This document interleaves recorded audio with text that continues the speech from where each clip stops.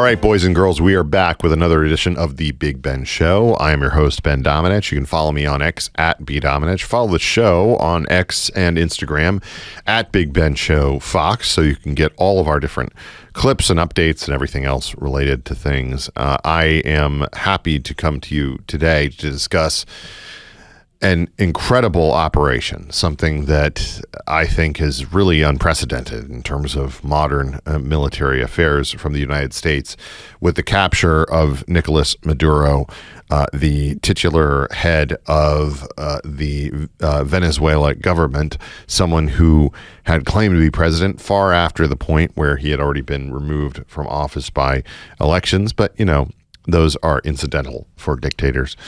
He's someone who has occupied a particular role within the American foreign policy attention because of the fact that he has been cozying up over the last several months and years with some of America's worst offenders in terms of the people who wish us ill, namely China, Russia, Iran, and others.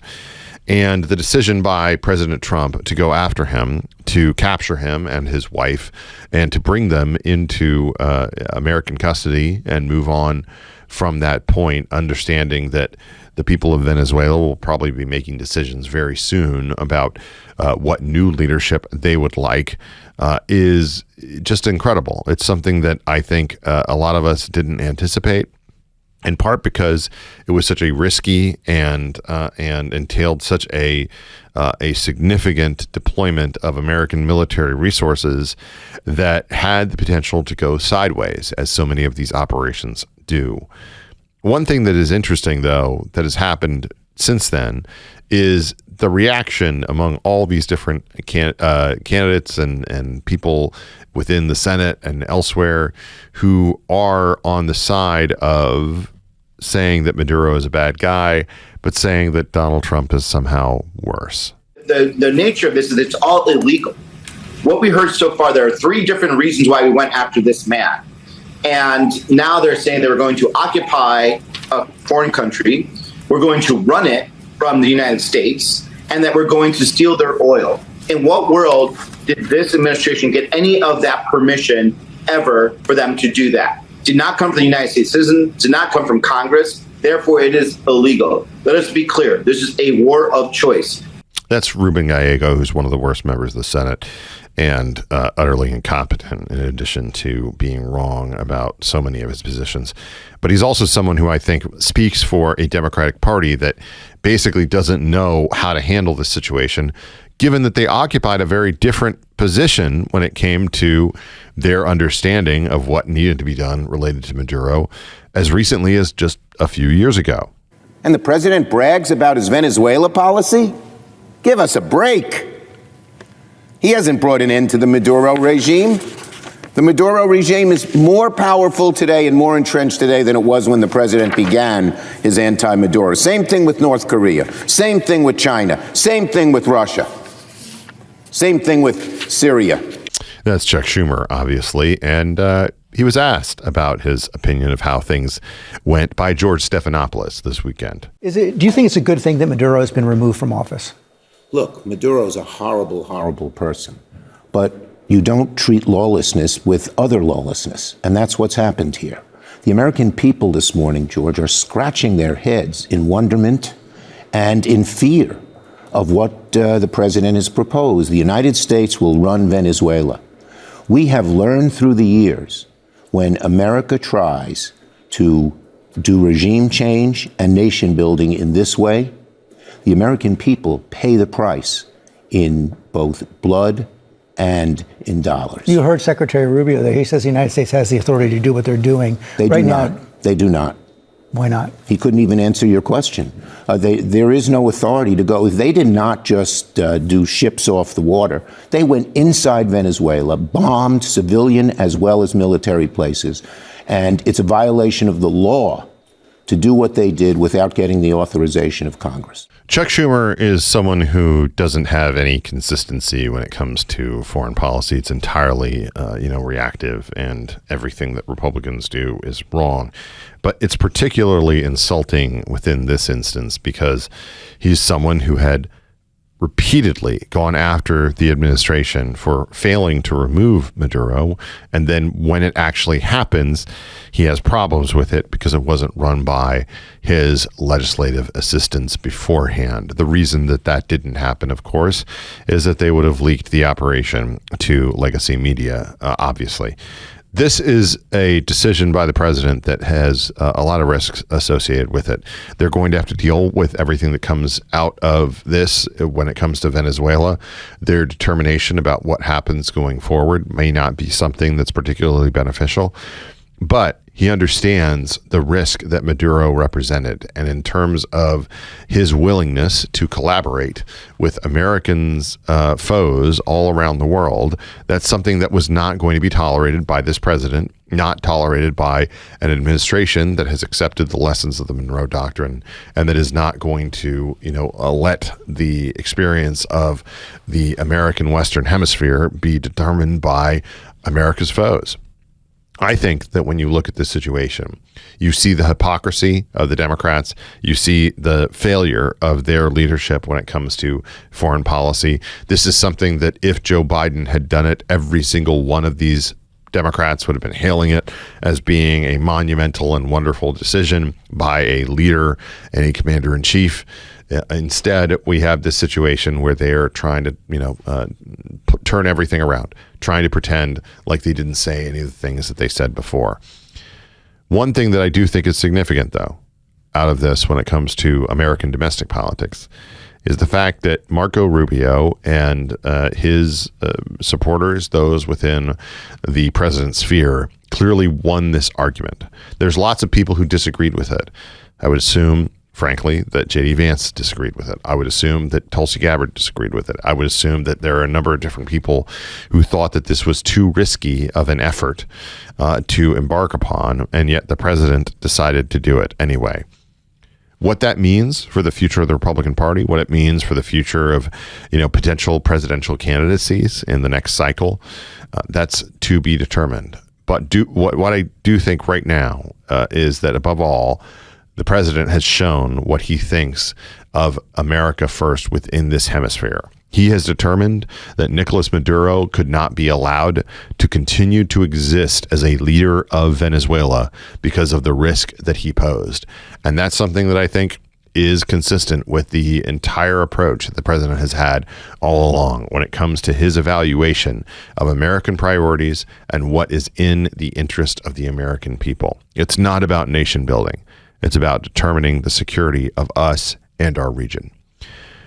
I'm Ben Domenech. You're listening to another edition of The Big Ben Show. You can follow me on X at @BDomenech. Follow the show at Big Ben Show Fox on X and on Instagram. We'll be back with more right after this. And we're back on The Big Ben Show. Happy to welcome today Lucas Tomlinson. You can follow him on X at Lucas Fox News. Lucas has been following everything that's been going on related to this Venezuela raid and everything that has followed afterward. Lucas, first off, I just have to say congratulations, because you were actually the guy who broke it. You had the first tweet about this, and I know that there's a lot that goes into that, behind the scenes. What were you hearing in the run-up to this raid?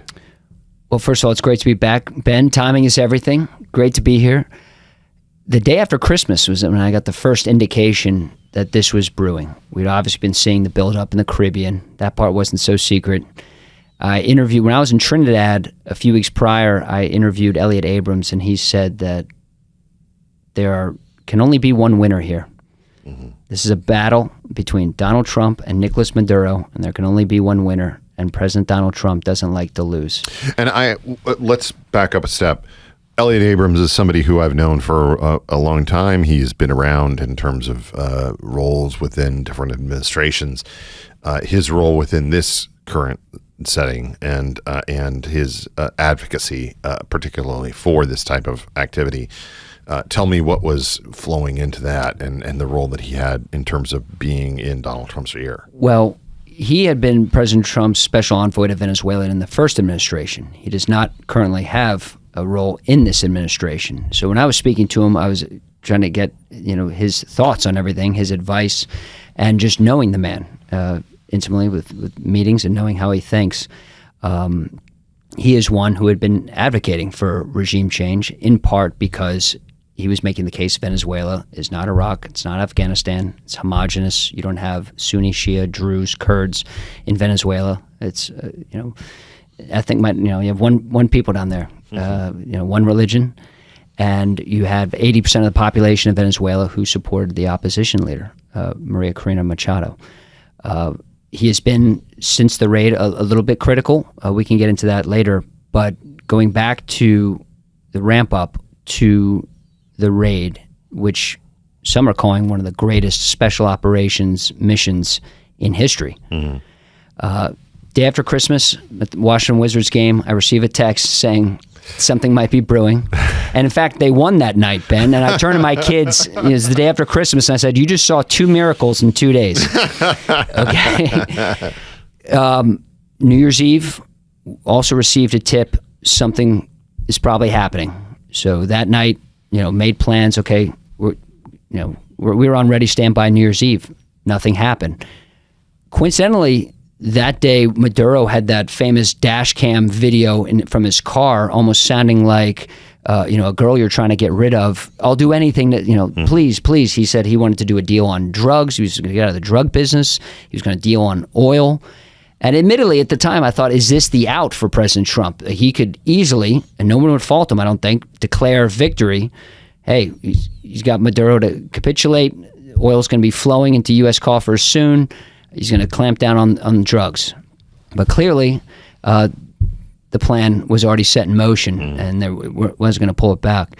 So New Year's came and went. It was interesting with Trump, kind of shades of Operation Midnight Hammer. We didn't hear from him much for a few days. New Year's Eve, I had packed a dinner jacket thinking I'd be going to Mar-a-Lago. There'd be a big red carpet procession. Maybe it was the black carpet. There was no red carpet that night, if you recall.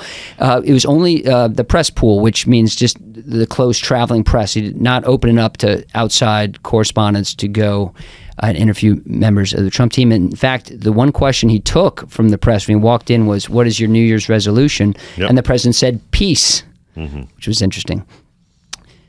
So the night of January 2nd, I thought something might happen, but I wasn't quite sure. Somebody I had spoken with said, I think you're okay. But that was for the day before. I actually didn't follow up the next day saying, what about tonight? 1 o'clock, phone rings. It's on. I look at my phone. I see on X photos of CH-47s, Black Hawk helicopters. We knew that could only be one team. That was JSOC. And so I sprinted to our camera. Luckily, I was only a block away from where our camera was, and just jumped on air and started getting after it. Let's talk about this operation first. I have been told, I don't know that I have enough drill down to report it as fact, but I've been told by 2 different people closely associated with the planning of this operation that the initial plan encompassed an expectation of a significant number of American casualties.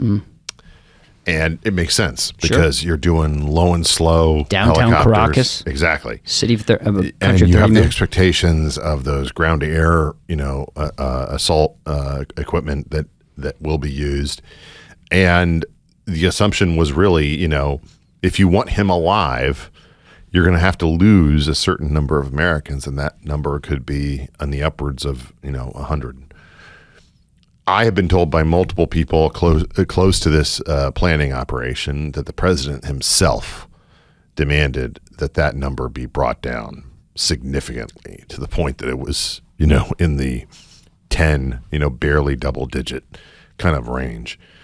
Have you heard similar reports to this? Have you heard anything talk about this? Because it just seems this operation looked like something that absolutely should have had American casualties, and the fact that it didn't is astounding. There's no question, and that's why the full Pegasus package was launched. Delta, Ranger Regiment, you had E-18 Growlers from Ford knocking out radar systems. Remember, for weeks before the operation, you had a lot of show of force missions. Yep. Bombers flying from the United States, Minot Air Force Base, North Dakota, Dyess Air Force Base in Texas, as well as those Super Hornets and the Growlers from Ford, the aircraft carrier in the Caribbean, flying off the coast, soaking in the radar, finding the frequencies, locating them, knowing how, in the night in question, they were going to jam that and take out the radar. Cyber Command turned off the lights. It was incredible that we didn't lose any aircraft. Yes, they thought they would take casualties. I didn't know the number 100. That's in your notebook. But this was a daring operation. I think many people thought there'd be strikes, maybe even 4 days of strikes. You can kill Maduro easily. Killing him is... And as we know now, the CIA had been watching Maduro. They knew where he went, where he slept, who he slept with, his pets. When General Kane said his pets, I was like, wow, we're getting... I mean, they knew everything. They knew full pattern of life. Yeah. Obviously, CIA ground branch was there following his every move. And the fact that, you had the bombers. You also had F-22s at a Langley Air Force Base in Virginia. They had not gone to Puerto Rico. They flew directly. The fact that the stealth fighter jets, you also had the F-35s from Puerto Rico. You had bombers flying Dyess Air Force Base. Some people were surprised there was no Tomahawk cruise missiles launched. Well, what is the B-1 fire cruise missiles? So you had cruise missiles coming in from the B-1s. The fact that they saturated the ground, destroyed the bases, the ports, radar systems. No Venezuelan jets even got off the ground. Nobody's talking about that. None. They have some old F-16s. They're not trained like our boys at Nellis and girls, but or Top Gun if you want to go Navy and Marine Corps. But they weren't able to get off a jet. A few surface-to-air missiles were fired. We see that some of the videos released, but that could have easily knocked out a helicopter. I mean, those helicopters are not stealth. Then all of a sudden, you saw those helicopters come with the package Delta going in to the compound, grabbing Maduro and his wife before they could reach the safe house, and then be back in the air all in just a few minutes. Because some people are comparing this to 1989 Noriega. It's a good comparison, but one thing for our listeners. That operation took 2 weeks to get Noriega. It was not paratroop. No, that was 2 weeks. And the fact that within minutes of the bombs hitting the ground, they had Maduro and his wife, and they were back in the air, heading back to Iwo Jima offshore. And then in New York, hours later, then he shows up in New York. It was like in 24 hours, he went from being leader of a country to a criminal. And an Instagram model. Yeah. So, what do you think of the decision by the president? Took guts. To keep him alive. Because obviously the safer one would have just been, no, we just, we take this guy out. We have all sorts of reasons to be able to take this guy out. He's not actually the president of this country that he is claiming to be the president of. You saw how many people that the U.S. forces had to kill to get to Maduro and to get him out of there. Yeah. It's upwards of 80. Cuban government yesterday put out the photos Mostly of all 32. Cubans. Yeah, 32 Cubans from their intelligence services and military killed. So why do you think that he did that? I think President Trump wanted this to be a law enforcement operation. No question. The military used, I think they wanted him in shackles, in chains, love the visual, love him in New York, love him being charged. I think that's why I did that. So it's, this is the thing that I think is, and it's a good question, by the way. It's interesting. It's interesting because the simple fact is it would have been easier for him to go the other route. Sure. But he went this route for a reason, and I think that he legitimately believes that it's the right thing to do. And, he, to your point about saying he wants to be a president of peace, I think that he understands that if he had assassinated Maduro, that there would be, potential backlash that would be more wide-ranging. What do you think of the fact that we have so many people within the political architecture today who, when Joe Biden was president, were completely cheering for the bounty on Maduro's head, $25 million, the everything associated with that. They were all, saying, that we need to get rid of this guy. We need to push him out. We have to use sanctions. We have to use international pressure, blah, blah, blah, blah, blah. And then now the president does this, and they all seem to be sounding a very different note. Interesting. And the White House put out a tweet today with all the receipts. I don't know who runs the Maze account. Who runs this? I don't know. Because he has the receipts. I mean, the smoke hadn't even cleared. I don't even think the helicopters had landed aboard Iwo Jima. Yeah. Maduro and his wife weren't even in New York when there's Chuck Schumer from 2020, pretty much goading President Trump.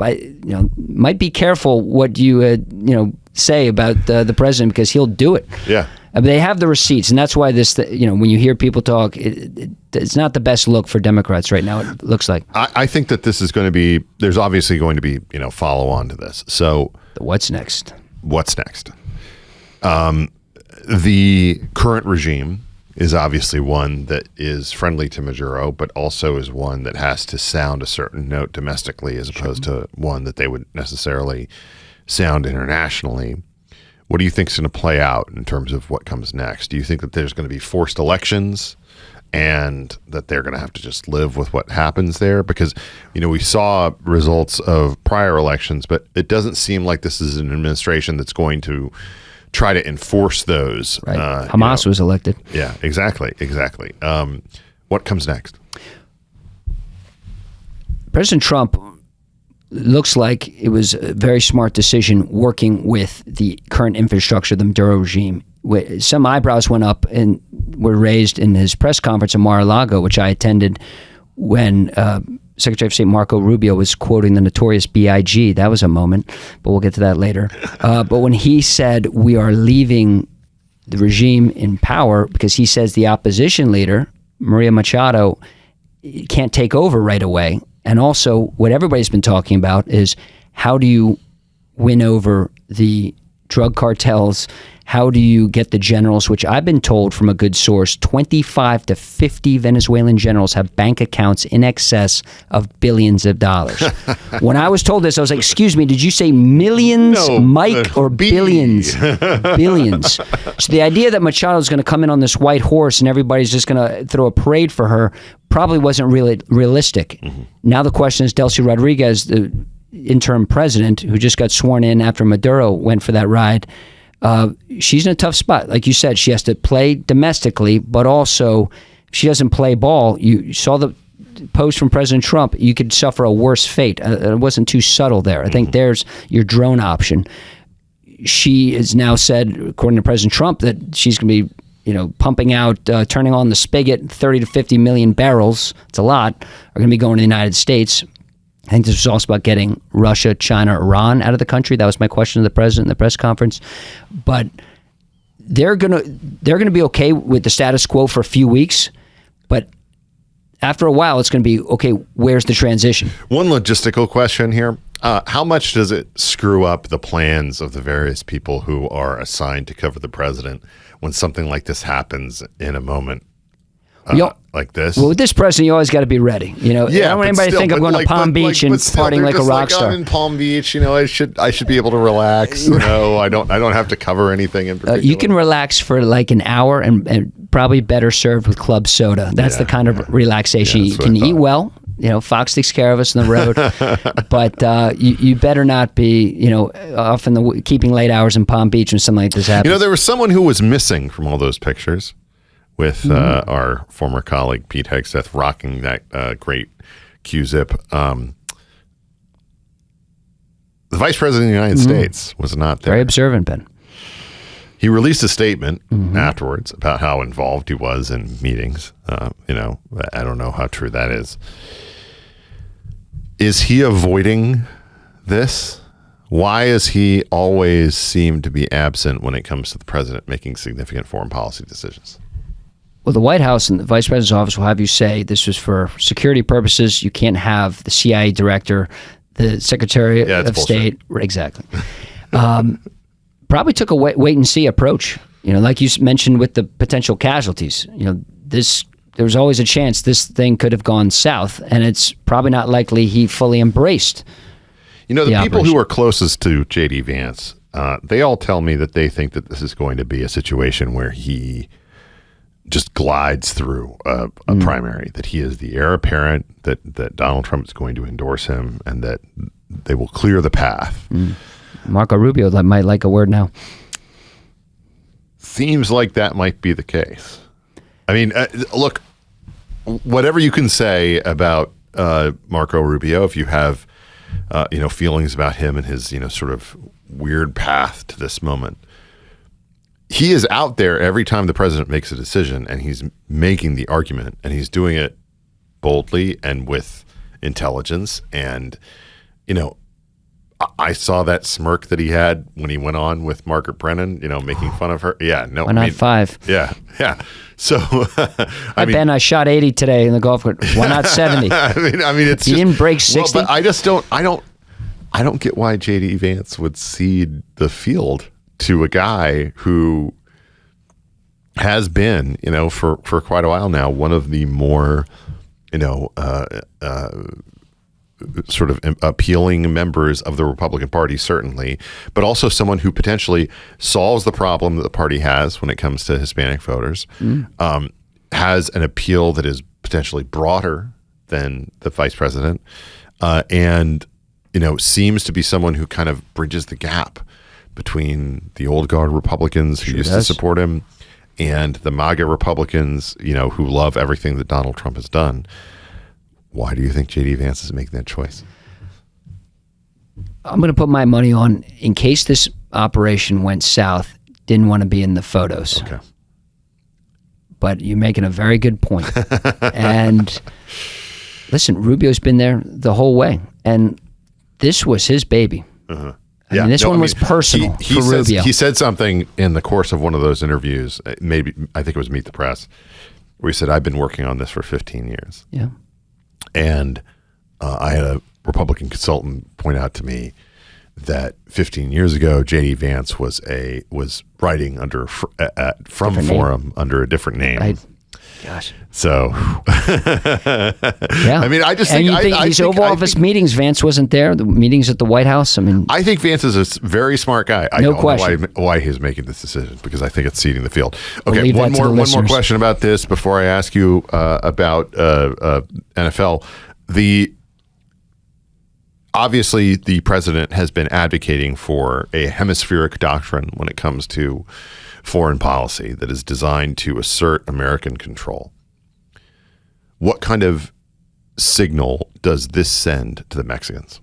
I mean, if you're in Mexico, if you're in Cuba, if you're anywhere in Latin America, and you know that it's not a long flight from the United States, you got to be nervous. Yeah. If you're Scheinbaum drugs and the president's accused her of being under the spell of the cartels, we've all heard this, they should be scared. I don't know that he's going to actually pull the trigger on something like that, but I do think that this operation has to be considered within that overall context. The Iranians are probably nervous. Yeah. I mean, yeah. We'll see what happens. How much faith do you put in what you're seeing coming out of Iran at the current moment? It's hard for me to judge. You're waiting for the worst. Yeah. We don't have to get into it right now. I think everybody can use their imagination. You're waiting for the worst. And it's a tough situation, but gosh, your heart goes out to these people bravely taking to the streets all over Iran. And it's united. It's students, truck drivers, merchants. This is not just one group of the population. And it's all over the country. So, neocons up in 2026. Coming back. No, I actually don't think this is a neocon operation at all, because if it was a neocon operation, we would be in there with... We'd be staying. Yeah, we'd be staying. We have tons of people on the ground, and we'd be saying, we're going to turn this into a liberal democracy.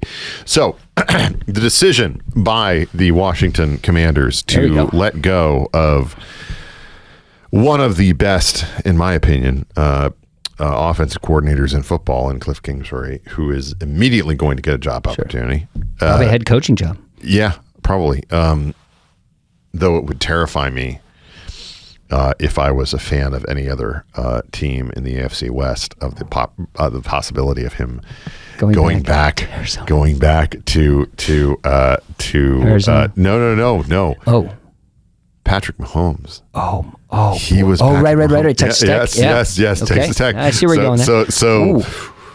Ooh, what a way to revitalize that. That's sobering. No. If I had walked in here a year ago after the NFC Championship game and said Cliff Kingsbury's gone in a year, of course, that's psychotic. the NFL. It doesn't make sense. I know. It doesn't make sense at all. What about the Ravens with Harbaugh? Well, first off, the Harbaugh move is ridiculous for so many different reasons, mostly because he's had like one losing season in like the last 7 years. Yeah.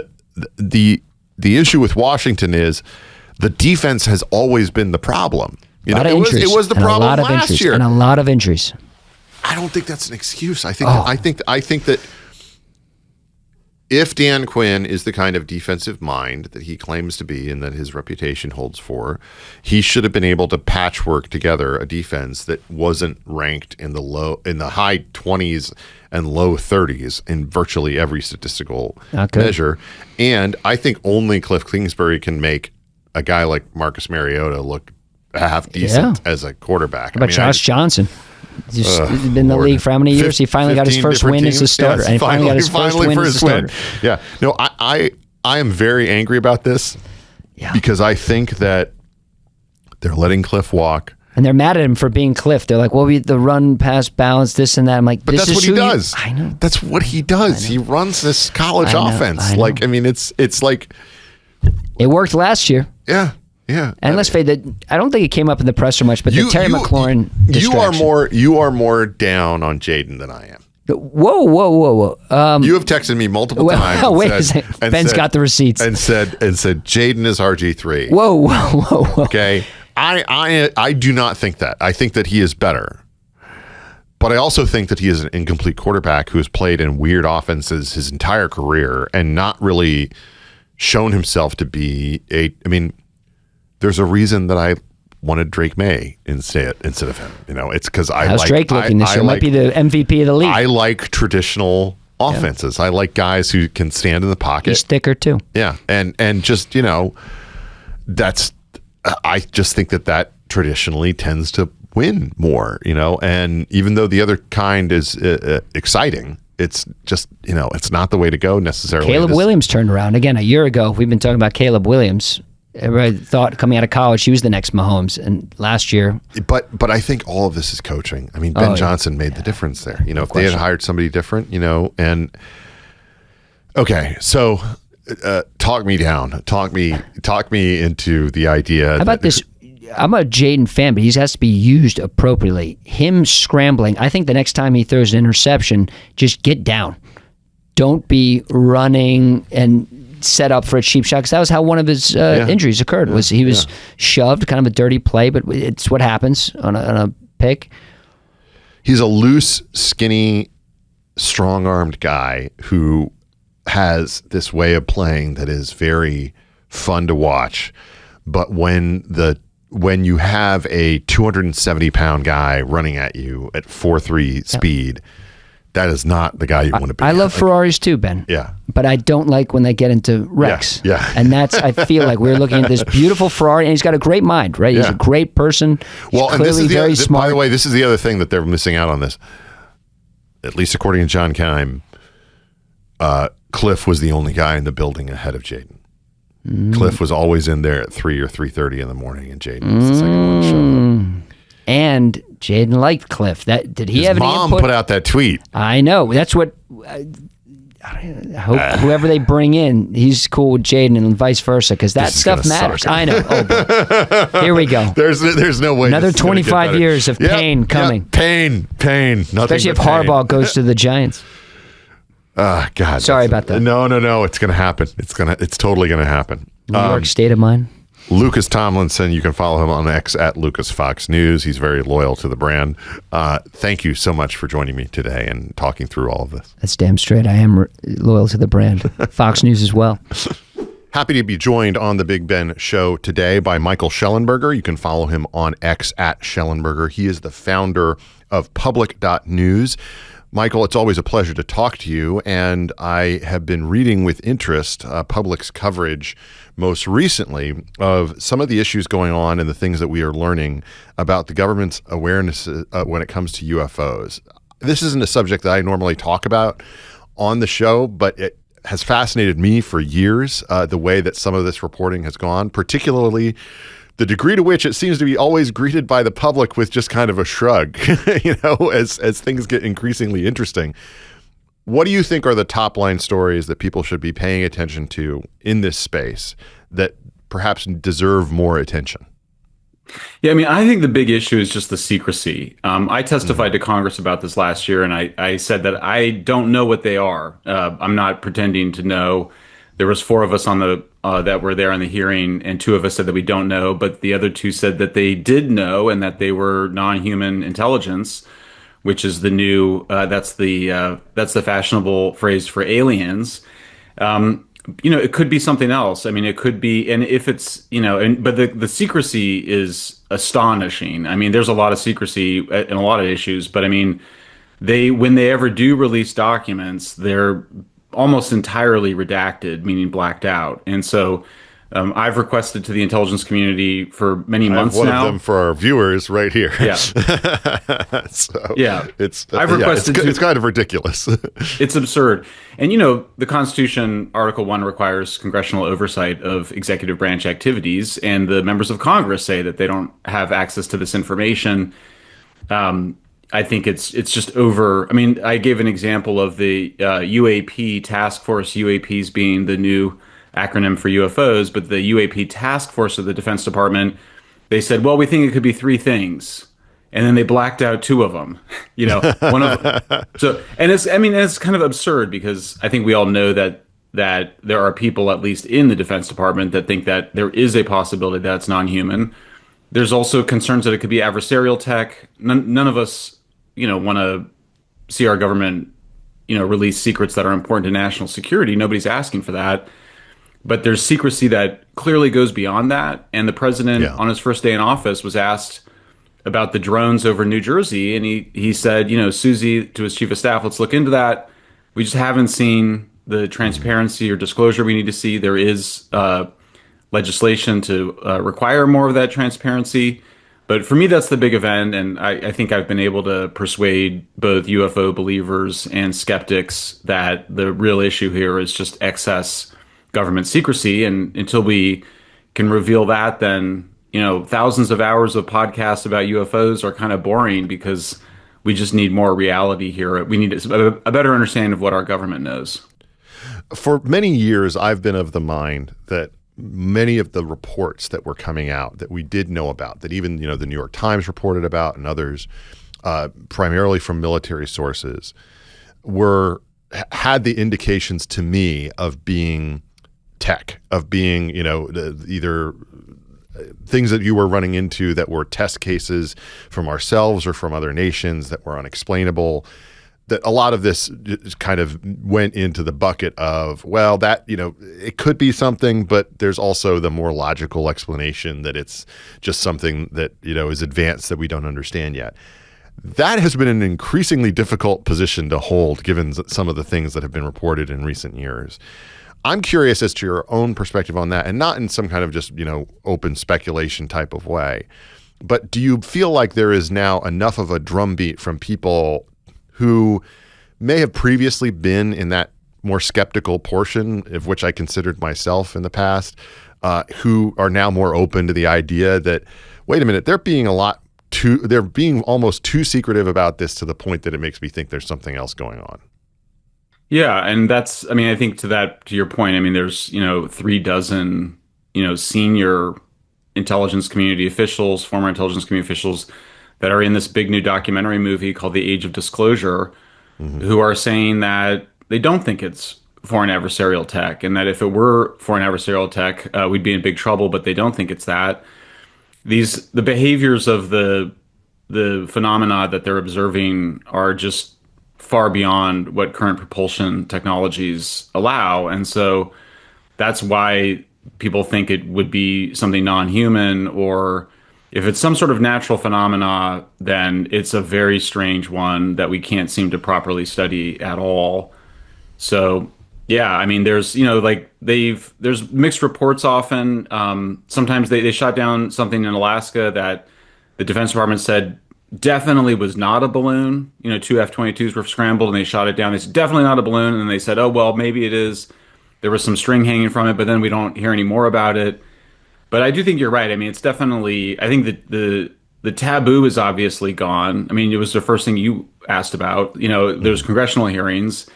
The Democrats and Republicans in those hearings, they almost all of them seem to believe that they were non-human. and and they weren't. None of them were embarrassed to say that. So yeah, I hope that the pressure is on. I mean, the president promised Lex Friedman on the podcast. He said, "I'd like to declassify. I have to declassify."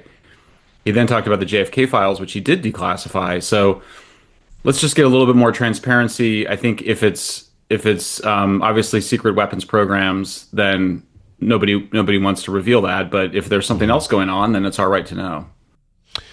You mentioned the attitude being bipartisan when it comes to the skepticism that we've heard from Congress about the explanations that they've received from the rest of the government. And I do appreciate that is no longer taboo for them to occupy that position. But are we going to see anything actually come of it?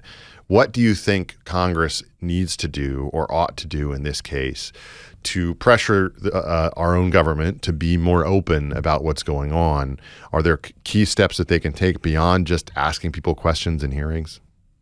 Yeah, I mean, there's legislation in the defense spending bill that would require both the military and contractors to reveal what it has. I think it solves any liability problems if there was, any criminal activity that, was involved in programs to retrieve a crashed craft. That should pass. There's no reason. I haven't heard any rational reason why it wouldn't pass. I've had the conversation with some big UFO skeptics who they didn't really make very rational arguments against it. They would say things like, well, I don't think it'll pass. It's like, well, okay, but that's not an argument against the legislation. So I think that's it. But I definitely think the pressure's on the president. I mean, you may have noticed that Polymarket, there was this sudden increase of probability on a bet that the president would declassify UFO documents. So everyone's asking, does somebody know something that the president is going to do, or is it just a definitional thing? Are they just defining disclosure as sort of the regular activity of disclosing materials through this Defense Department UAP study program called Arrow? But I think it's on the president. I think we've seen that the Secretary of State, the Director of National Intelligence, Gabbard, the CIA Director Ratcliffe have all said that there's something important here and that we need to know the truth. And so I think it just turns to the president. I hope that journalists will ask the president about this. I've been encouraging the folks I know that when you get into the room with him again, someone should ask him if he's going to disclose this information like he promised to Lex Friedman. Well, I'm coming up on about a year since the last time I interviewed him, so maybe if I can get one in the next year, I'll add that to the list. Instead, I guess I used my time last time to ask about the tush push, and perhaps that was a little too selfish. No, the question that I have before we move on to some other topics, Michael, is, as the journalists and writers who are in this space do, I think, have a responsibility to press for more of this to be open. Are you surprised that the reports that we've had, including in many legacy journals, have not received more attention, I guess, at the time that they have been written and published? Because from my perspective, those are the things that have certainly shifted my mind. Maybe it's something that just takes more time. But you'd think, in the aggregate, a headline like "aliens probably exist" and we have some of their stuff would be the kind of thing that would receive more attention than it actually has from the American people. Why is that? I mean, I have to say, I think I myself go back and forth on it because I am so ambivalent about it. I mean, there is a possibility. So one of the best of the UFO skeptics talks about this as basically just a sort of religious phenomenon, a social contagion resulting from initial disinformation programs combined with sort of circular reporting. My point is that if it is that, then disclosure is the only way that you're going to be able to, releasing documents showing that, disproving that is the only way you're going to be able to deal with that. So I think that the public, I mean, my sense of it is that, well, first of all, my students all want to talk to me about this. Like, it's like the number one thing for Gen Z, young people. And the numbers of Gen Z that think that there's something real there is, I think, higher for them than anybody else.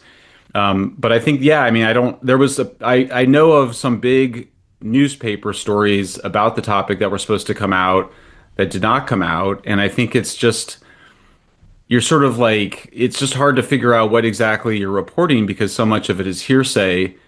I'm really obsessed with the documents that we do know exist because at least we can say, look, these are the documents, let's lift the redactions. I think if there's a kind of, the person that I really admire on this is somebody named John Greenwald, who runs a website called Black Vault, and he's been doing FOIA requests on this for 30 years. And so we have these documents. I think that there's just a lot of wheels spinning within the UAP community where people just kind of want to talk and speculate. And for me, it just gets tiresome. Like, we have the documents, the president needs to release them. You know, until the secrecy is lifted, I just don't think we're going to be able to make, much progress in terms of what the phenomena is. You were one of the participants in publicizers of the Twitter files and everything that came around that story, which opened the eyes of so many different Americans to the degree to which government was influencing Silicon Valley tech companies behind the scenes to try to push them in certain directions, and how compliant those major entities were to basically rewriting their rules on the fly to punish people according to what the whims were of the current powers that be. We just saw Europe step up to that situation when it comes to a major fine for Elon Musk and X. And one of the overall theories that I have, that I've talked about on this program before, is that people are underestimating the degree to which the censors are just biding their time as opposed to having gone away. That basically, people are assigning far too much importance to the fact that Donald Trump won an election.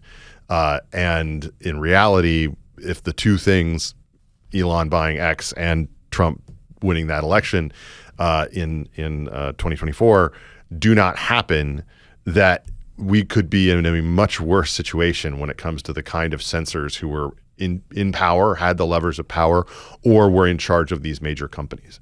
What do you think about the status of this overall story, which affects so many people down to, individuals who have nothing to do with politics and just want to express themselves?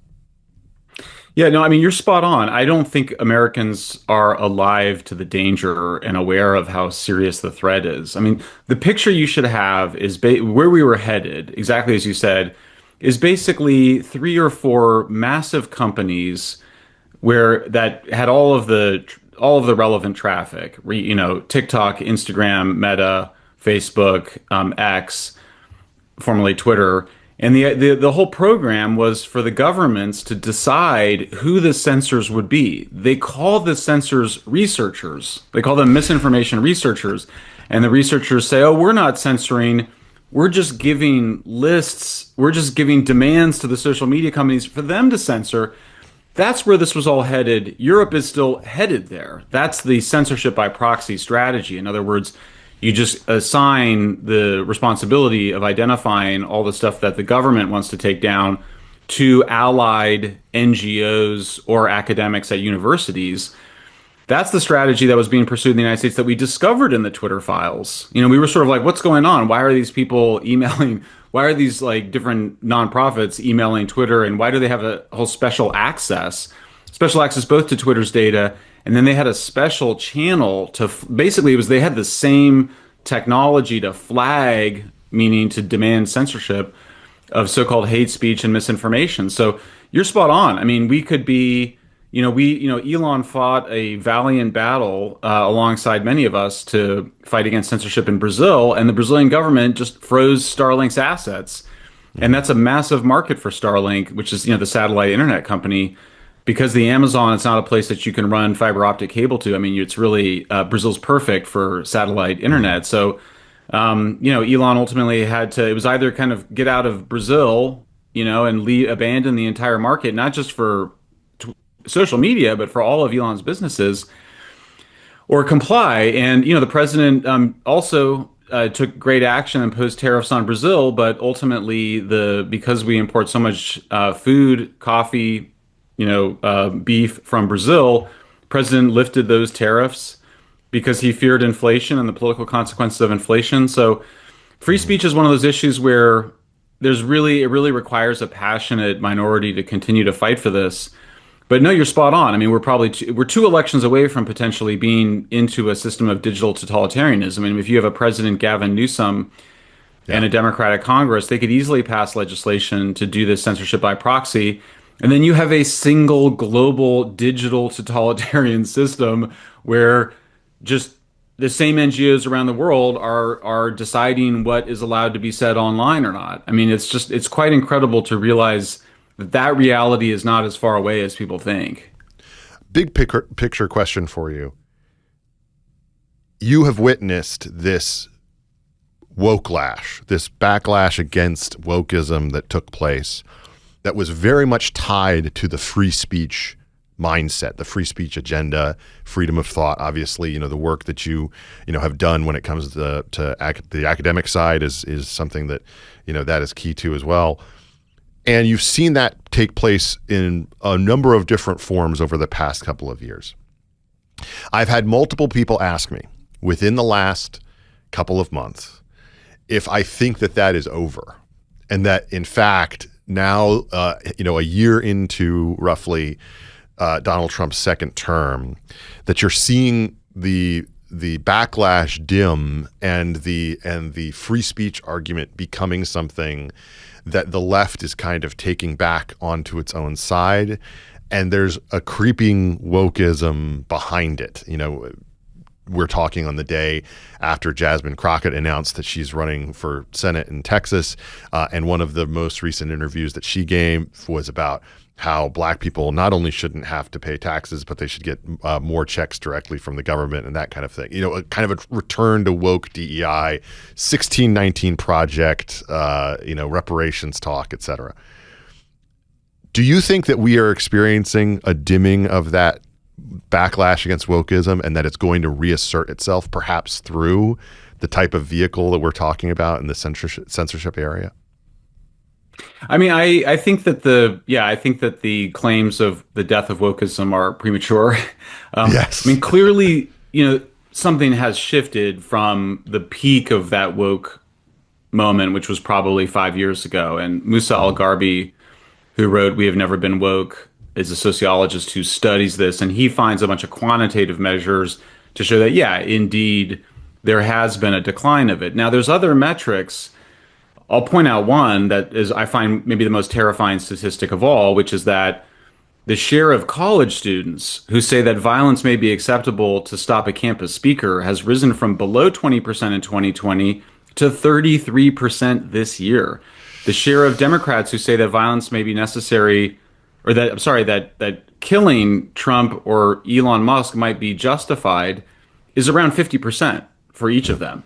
Now the share of Democrats who say that the government should be involved in censoring social media platforms went from 70% in 2023 to 58% this year. I think that's good, although I think it's probably because they recognize that Republicans are in power, and so they are actually afraid of Republican censorship. I mean, I remember I come from the left, so I come from the very radical left, and I was, basically woke leftist in the early 90s. And then there was a kind of backlash against political correctness, and then it just came back more virulent and stronger than ever somewhere around 2011, 2012. So I definitely think it's gone down from a few years ago, but I don't at all think it's gone. And, I will say from the progressives that after the last year's election, some progressive friends of mine said, okay, we're not getting the full story. We're reading the Wall Street Journal. We're watching more of Fox News. I was just with those same people, and they were basically back to where they were. Trump is, a dangerous fascist. They weren't watching Fox or reading the Wall Street Journal anymore. They were back to their comfort zone. So, and then I think the reaction to the murder of Charlie Kirk was just shocked. I mean, people would be like, you shouldn't be surprised, but I was shocked. I was shocked. I was shocked by it. I was shocked by the degree to which normal people were willing to voice their support for him being killed.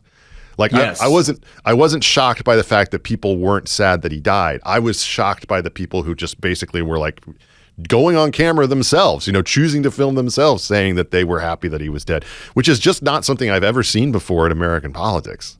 I mean, that's 100%. very Imagine foreign. imagine if you were like we all a lot of us saw Charlie Kirk be murdered on social media. It was like, it was just, I could hardly do anything. I was sort of paralyzed by it. But imagine seeing that and then going on Facebook and posting how he deserved it and the world was better off for it. And so that is the ultimate embrace of censorship and cancel culture. So you can kind of see an arc here, which is that it sort of starts as gradual cancel culture. We shouldn't let that person speak. It then evolves into the censorship industrial complex, which has both this inorganic element of it, which is the role of the intelligence community and these so-called former CIA people. And you get a picture, okay, this is orchestrated in the same way that Russiagate hoax was orchestrated. But there was genuine organic demand for it. As I mentioned, 70% of Democrats said that they wanted the government to do that. So you go from that cancel culture to censorship industrial complex to the celebration of the death of Charlie Kirk, because after all, an assassination is the ultimate form of silencing somebody. And that's what, his the suspected assassin, said that's why he did it, was to silence, Charlie Kirk. So that, I fear that deep hatred and intolerance remains alive and well. And I guess the question is, is it going to be, will they be able to form a majority out of it? I think that when you look at how strong the numbers are, this just on take on trans, 79% of the public is against men and women's sports. 71% are against, doing transgender, medical procedures.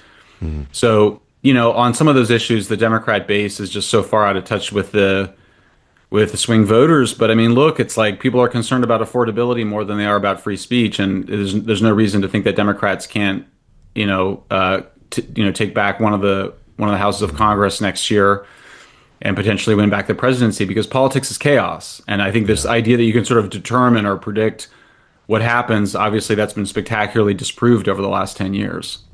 I'm very concerned that we are going to see free speech become a luxury good, something that only the American elites care about on both sides. And as for your progressive friends, I'd settle for them watching Bill Maher at this point. Yeah. I don't know if they cut him out of their lives. Yes. One last question for you on that, and I appreciate always the opportunity to talk to you.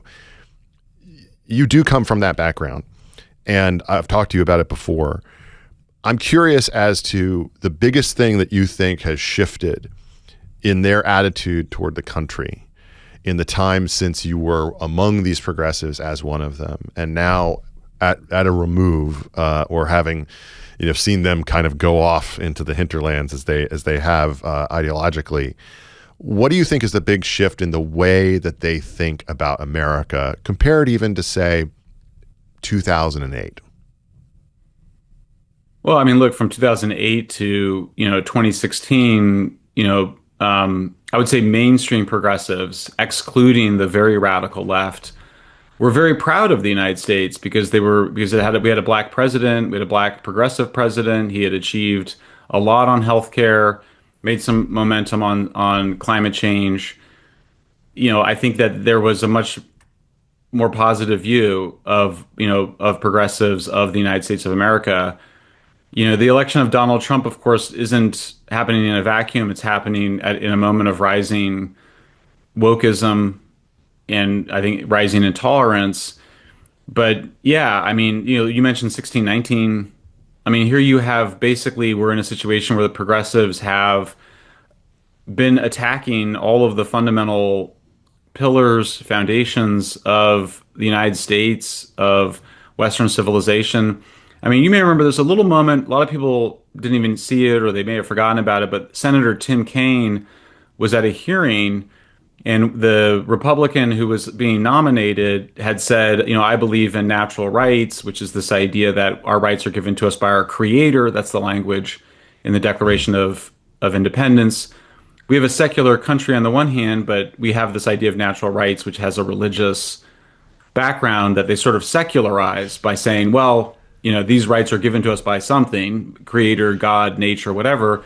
And Tim Kaine said, that's a theocratic idea. That's an un-American idea.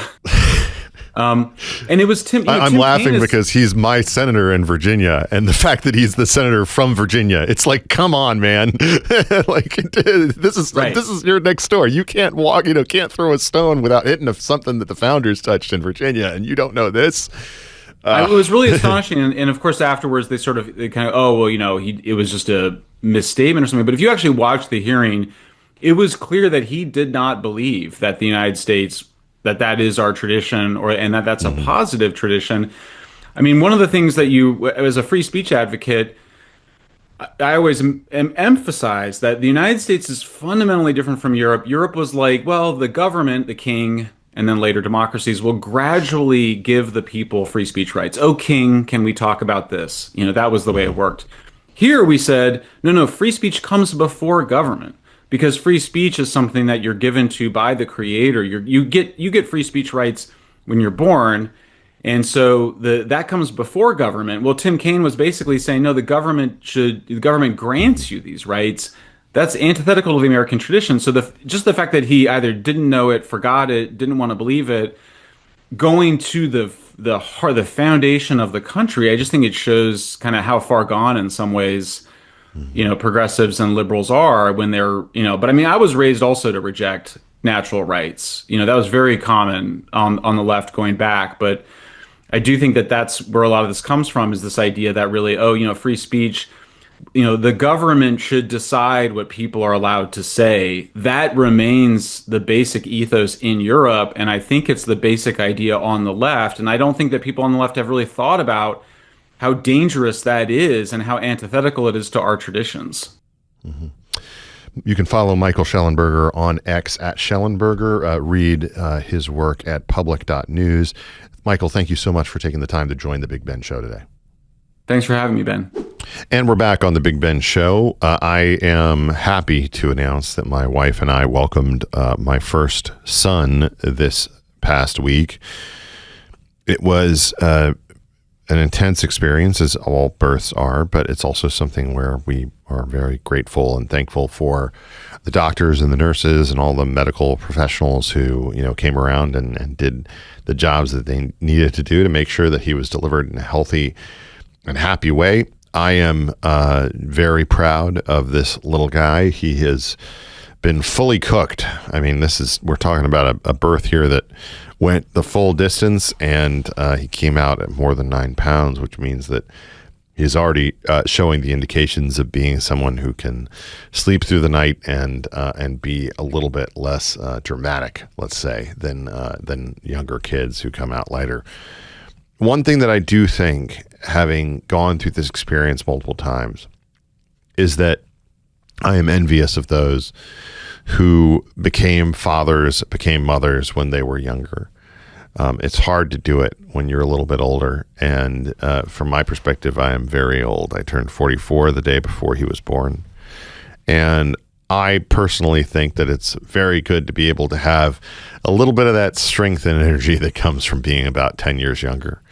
So my recommendation to everybody, and I know that, people make fun all the time of parents who are trying to do the recruitment business and saying that, have kids, it's great. It's not all great. It's hard. It's expensive. It's difficult. It will be stressful, and you will have to go through all sorts of different, things that, frankly, a lot of people would prefer not to. But one thing I would say for it is, when you go through it, when you come out on the other side, it is the most happy and the most proud that you will feel about what you have done with life. I am enormously grateful for the blessings of God and for all of the help that we've gotten, particularly from my family, through this process. And I will just say to you all, I highly recommend it. Go for it. Roll the dice. You can do it. It's risky, yes, but it's worth it.